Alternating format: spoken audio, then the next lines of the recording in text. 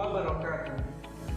Perkenalkan, nama saya Ahmad Masyarul Ishaq dengan NIM PPG 22013117033, mahasiswa PPG dalam jabatan angkatan ketiga tahun 2022 di LPTK Universitas Islam Negeri Wali Songo Semarang, program studi Mapel Fikih. Pada hari ini, Kamis tanggal 12 Januari 2023, saya akan mempraktikkan pembelajaran dalam rangka uji kinerja di MI Islamiyah 01 Payang, Kecamatan Celuak, Kabupaten Pati, dengan model pembelajaran problem based learning dalam materi memahami ketentuan kurban pada subtema pengertian hukum dan ketentuan ibadah kurban. Wassalamualaikum warahmatullahi wabarakatuh.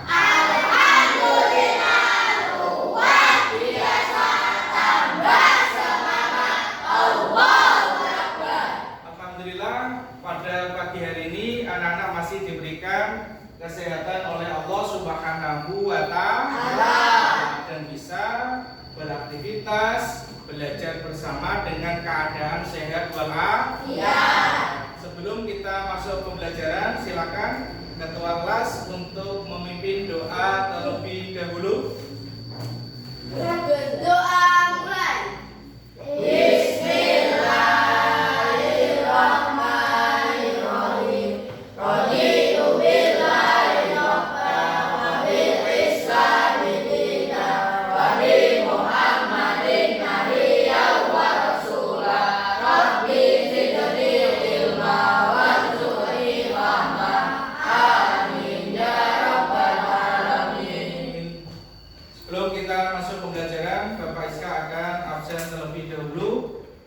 Ahmad Maulana Fahmi, Atana Ulil Albab, Afra, Ayu. Tidak ada yang tidak berangkat, semuanya nihil. Baik anak-anak, untuk menanamkan sikap nasionalis kita terhadap negara Republik Indonesia, nanti anak-anak berdiri untuk menyanyikan lagu Tanah Airku. Silakan anak-anak untuk berdiri.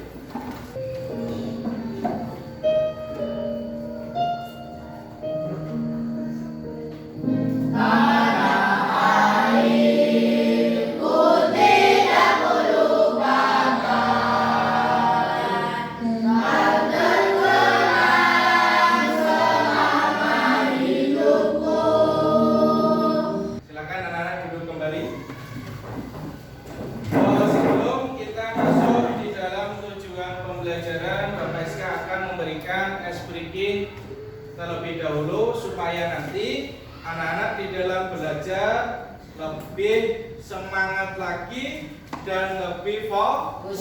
Nanti Bapak Iska akan memberikan ice breaking dengan tepuk semangat. Masih ingat tepuk semangat?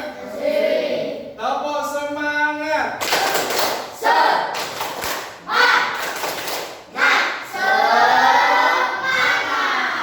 Terima kasih. Itu adalah menambah spirit nanti ketika di dalam menerima pelajaran. Sebelum kita masuk tujuan pembelajaran, Bapak Iska akan memberikan persepsi untuk materi yang nantinya kita pelajari. Nanti Bapak Iska memiliki gambar hewan.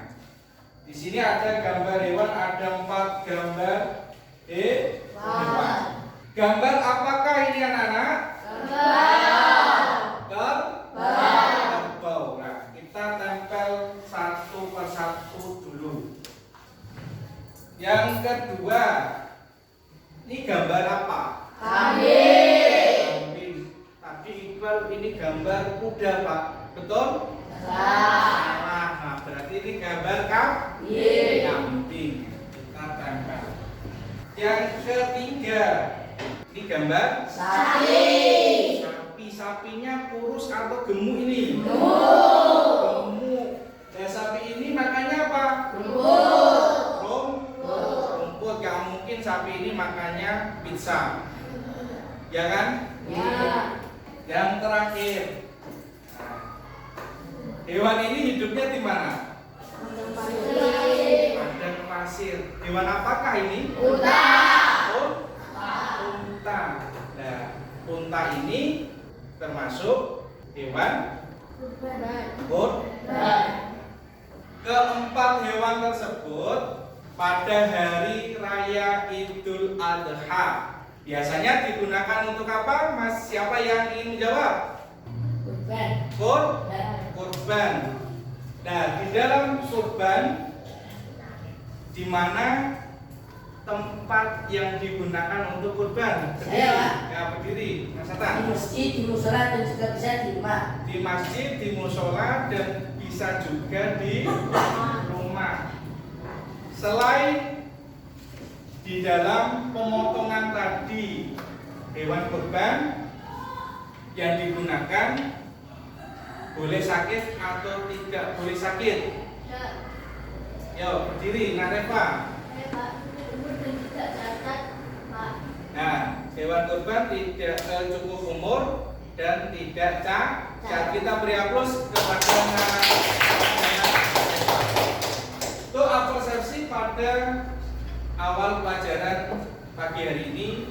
Nah, nanti setelah kalian mengetahui tadi keempat hewan dan sudah dijawab oleh teman kalian, nanti Bapak Iska akan menyampaikan tujuan dari pembelajaran pada pertemuan kali ini. Tujuan dalam pembelajaran nanti setelah melihat tayangan PowerPoint, peserta didik dapat menjelaskan pengertian kurban dengan baik. Yang kedua, setelah melihat tayangan PowerPoint, nah nanti kalian dapat mengklasifikasikan dasar atau dalil ibadah kurban dengan tepat. Yang ketiga, setelah melihat tayangan video, peserta didik dapat menganalisis. Nah, menganalisis nanti memecahkan masalah ketentuan ibadah kurban dengan baik. Yang keempat, setelah berdiskusi, nanti peserta didik menyajikan laporan tentang ketentuan ibadah kurban dengan baik, yaitu dengan cara presentasi. Yang kelima, setelah melihat tayangan PowerPoint, peserta didik dapat menentukan ketentuan ibadah kurban dengan benar. Dari kelima poin dalam tujuan pembelajaran, nanti anak-anak bisa mencapai dalam pelajaran pertemuan kali ini. Pada peta konsep, nah, dalam materi nanti Bapak Iska memeta konsepkan. Yang pertama ada pengertian ibadah kurban. Yang kedua, dasar atau dalil ibadah kurban dan ketentuan ibadah kurban. Di dalam pengertian, nah nanti dilihat secara bahasa dan secara istilah. Dasar atau dalil ibadah kurban didasarkan pada Al-Quran dan hadis. Dan yang ketiga, ketentuan ibadah kurban, di situ ada hukum kurban dan ada jenis dan syarat hewan kurban. Yang pertama, pengertian ibadah kurban secara bahasa. Dapat kalian lihat, kurban berasal dari bahasa Arab, yaitu kita baca bersama-sama, Qurba yaqrabu qurbanan, yang memiliki arti dekat, mendekatkan, menghampiri. Maksud dari mendekatkan atau menghampiri yaitu adalah bertujuan untuk mendekatkan diri kepada Allah Subhanahu wa Ta'ala dengan melakukan amalan kurban. Itu secara bahasa.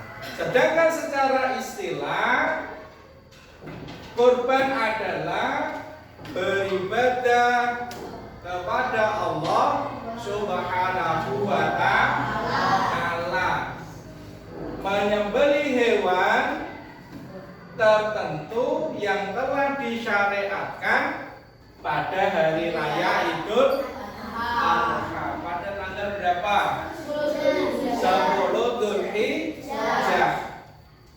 Setelah melaksanakan sholat Idul Adha, atau bisa disembelih pada hari Tasyrik. Hari Tasyrik itu tanggal berapa? 11, 12, dan 13 Dzulhijjah. Biasanya di dalam berkurban setelah melaksanakan hari raya Idul Adha, bisa langsung memotong hewan kurban itu dan bisa dipotong tanggal 11, 12, dan 13 Dzulhijjah. Itu hari Tasyrik. Apa dasar hukum berkurban, Pak? Dasar hukum berkurban adalah perintah Allah Subhanahu wa Ta'ala. Di situ didasarkan pada apa? Al-Quran dan Al-Hadis. Di dalam Al-Quran, coba, ayo, dalam Al-Quran di situ terdapat dalam surah apa? Ayo. Al-Kautsar ayat 2. Gimana bunyinya, yuk? Fasholli li rabbika wanhar. Dalam hadis, coba dibacakan. Nah, Afra.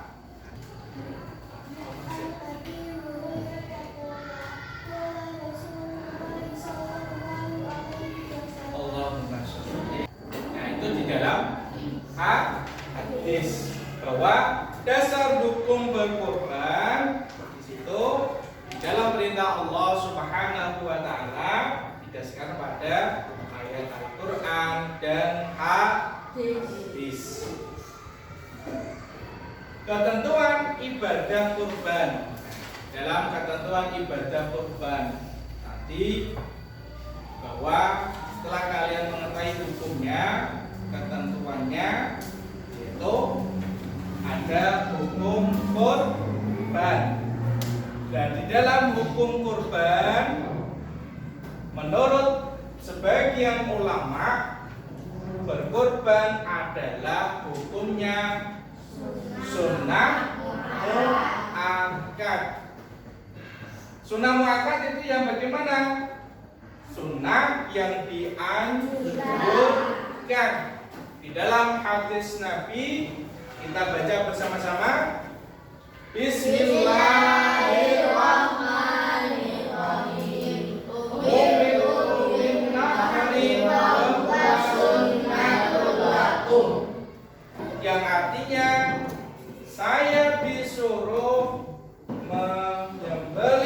berkorban dan berkorban itu sunnah bagi kamu. Itu dalam hukum ketentuan ibadah kurban. Yang kedua, hukum kurban bisa berubah menjadi wajib. Nah, disebabkan apa? Disebabkan yang pertama, jika seorang bernazar untuk berkorban. Yang kedua, Jika ia mengatakan ketika membeli hewan tersebut ia berkorban atau berkata dalam makna sama. ketika ia telah berkata bahwa memiliki hewan tersebut ini adalah hewan kurban, atau dengan perkataan yang bermakna sama, itu termasuk berkorban bisa menjadi hukumnya wajib. Nah, ini harus kalian ingat bahwa di dalam berkorban itu harus tahu hukumnya.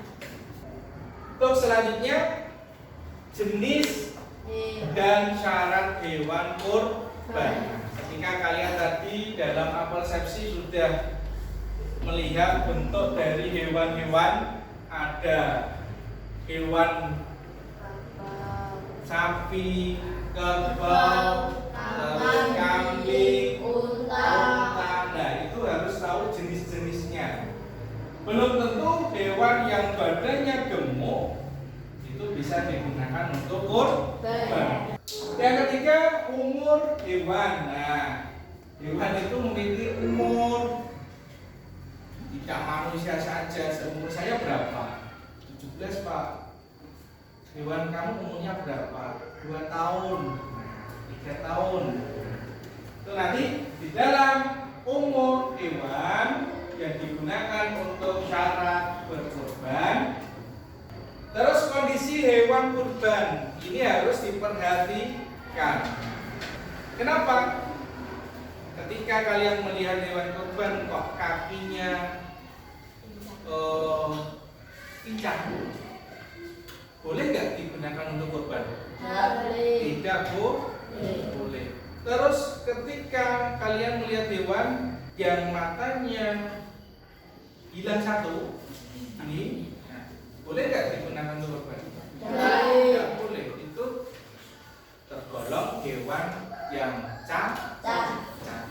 Boleh hewan yang cacat digunakan untuk berkorban. Kondisi hewan harus sehat, itu fit.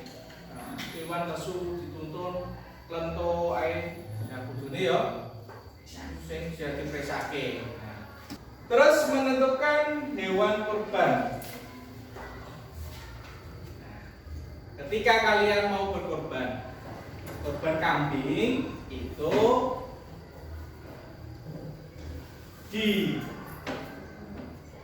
diperuntutkan untuk 1 orang. Nah, saya memiliki kambing jantan, Pak, besar. Saya gunakan untuk korban 1 keluarga. Boleh nggak? Tidak, Bu. Boleh. Nah, kambing 1 ditumpaki wong 8. Ya meleot kan? Terus seekor unta atau kerbau, sapi itu diperuntutkan berapa jumlahnya? 7 orang. Biasanya di dalam kurban sapi, kerbau, unta itu diperuntutkan 7 orang untuk menaikinya ketika pembeli sudah meninggal dunia dan melewati jembatan Siratal Mustaqim. Tidak boleh lebih B. Syukur-syukur kalian memiliki sapi digunakan untuk dirinya sendiri, malah lebih bagus. Untuk dalam berkorban. Nah, itu materi ada 3 nanti yang sudah saya sampaikan. Nanti anak-anak setelah melihat penjelasan dan mendengarkan penjelasan Bapak Iska tadi, anak-anak nanti menganalisis video. Nanti kalian menganalisis terlebih dahulu dalam video yang Bapak Iska tayangkan. Puluhan warga dari berbagai wilayah di Cianjur, Jawa Barat ini emosi. Uang arisan kurban yang telah disetorkan setahun belakangan tidak jelas nasibnya. Padahal mereka berharap jelang Idul Adha pekan lalu hewan kurban yang dijanjikan penyelenggara arisan bisa diterima. Naas bahkan hingga kini penyelenggara arisan alias pelaku tidak diketahui keberadaannya. Rumah mewah pelaku di Kampung Limbang Sari, Desa Limbangan Sari sepi. Nah, tadi sudah kalian mengamati terhadap kedua video tadi. Nanti setelah kalian mengamati, Bapak Iska akan membagi kelompok. Setiap kelompok terdiri 4 orang. Nanti setelah saya sebutkan nama-nama yang masuk kelompok pertama, nanti langsung menempatkan posisinya. Paham kan? Kelompok pertama Muhammad Farid Aulia, Muhammad Khairul Abid Alamuddin, terus Ahmad Maulana Fahmi, Iqbal Putra Utomo. Nah, silakan posisinya langsung digeser. Kelompok kedua Muhammad Budi Habib. Yang kedua Atana oleh Abdullah, Reva Ardianka, terus Afra Ayudia Lufeli. Ya, silakan membentuk kelompok yang sudah saya sebutkan tadi. Nah, nanti setelah menganalisis dari video yang ada di depan, ya kan? Nah, nanti dituangkan di dalam lembar kerja peserta didik. Di dalam lembar kerja peserta didik, di situ kalian nanti menuangkan poin-poin penting dalam permasalahan yang ada di video.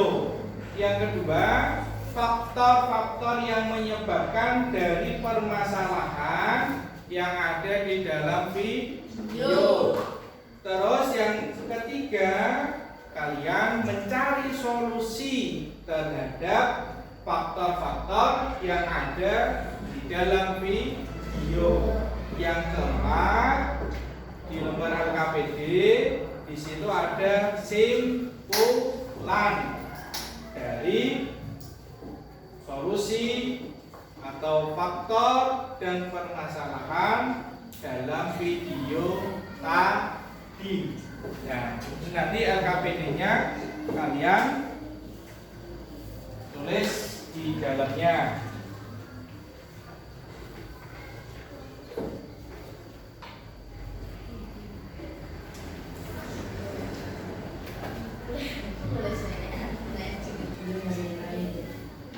Tadi yang kalian lihat dalam video nanti ada permasalahan yang itu. Mau settingan? Mau settingan?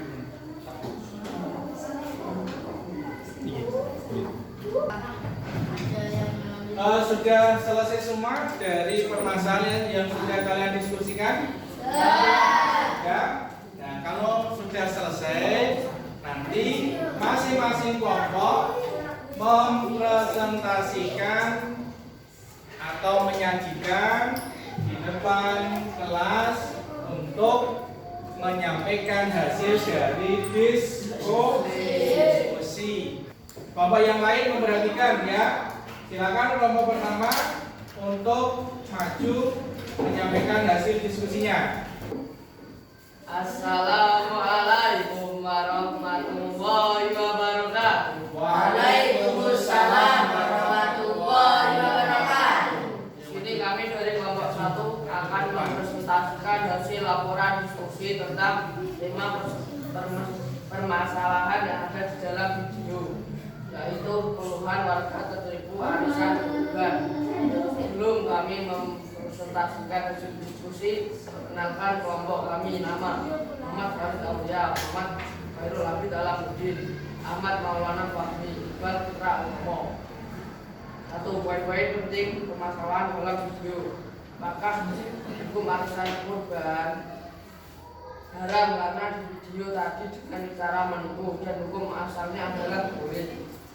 2. Faktor yang menyebabkan permasalahan muncul berdasarkan pengetahuan atau pengalaman atau kajian tidak lalu. Apakah dari teman-teman ada yang bertanya tentang hasil diskusi kami? Nah, ingin menanggapi dari hasil yang disampaikan oleh kelompok 1. Silakan tunjukkan dari kalian. Saya Pak, bagaimana hukum berkorban ketika sudah mampu melaksanakannya? Bagaimana hukum berkorban ketika sudah mampu melaksanakannya? Nah, silakan dijawab. Hukum berkorban terhadap orang yang sudah mampu melaksanakannya adalah sunnah muakkad. Karena dengan melaksanakan korban akan mendapatkan pahala. Sedangkan orang yang sudah mampu tetapi tidak mau melaksanakan korban maka dianggap celaka dalam pandangan agama. Nah, tadi dijelaskan bahwa dijawab hukum orang yang mampu melaksanakan kurban adalah sunnah muakkad karena mampu. Ketika orang yang sudah mampu tetapi tidak menjalankan kurban, maka menjadi celaka. Ada yang lain? Gak ada? Kalau gak ada, silakan ditutup. Demikian dari kami atas tanggapan yang diberikan kepada kelompok kami. Kami ucapkan terima kasih, kurang lebihnya kami mohon maaf. Wassalamualaikum warahmatullahi wabarakatuh. Beri aplaus dari kelompok pertama.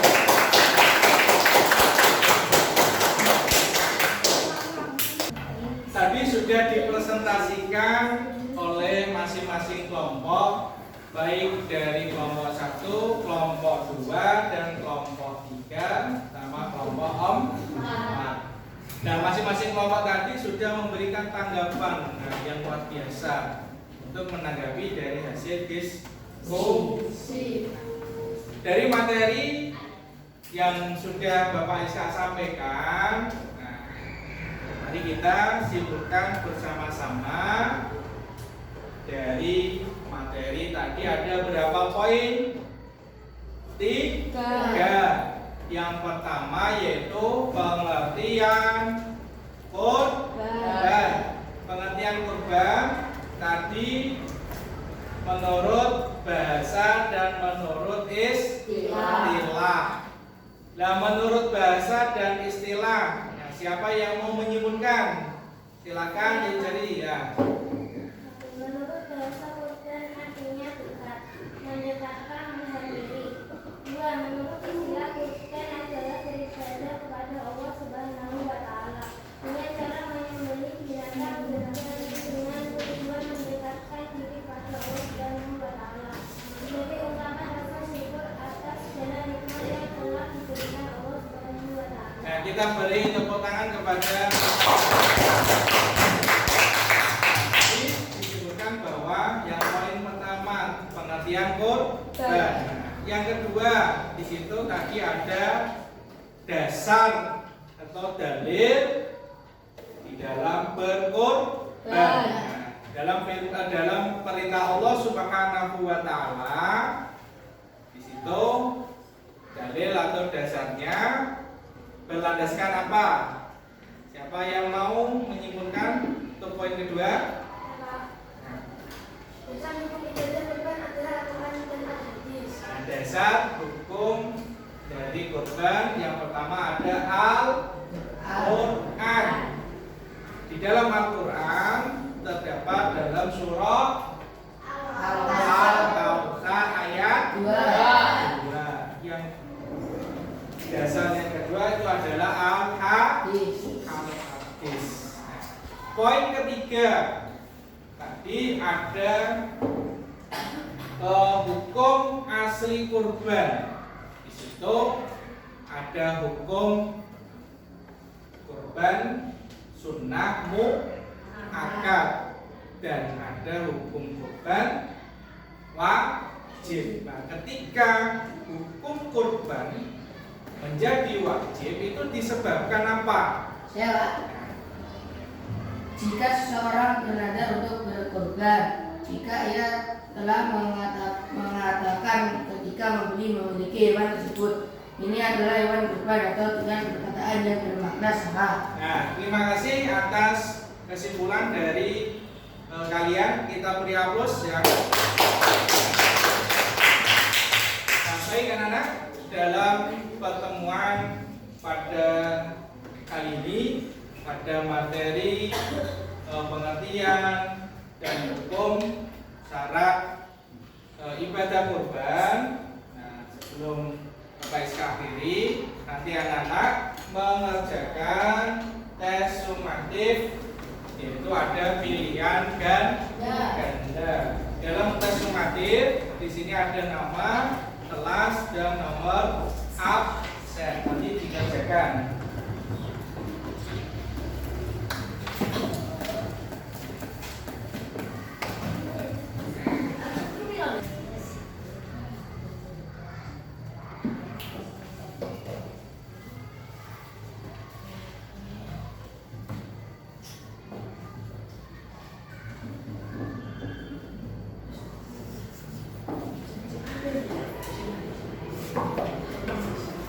Ya semua untuk kerjanya ya. Nah, kalau sudah saya lagi.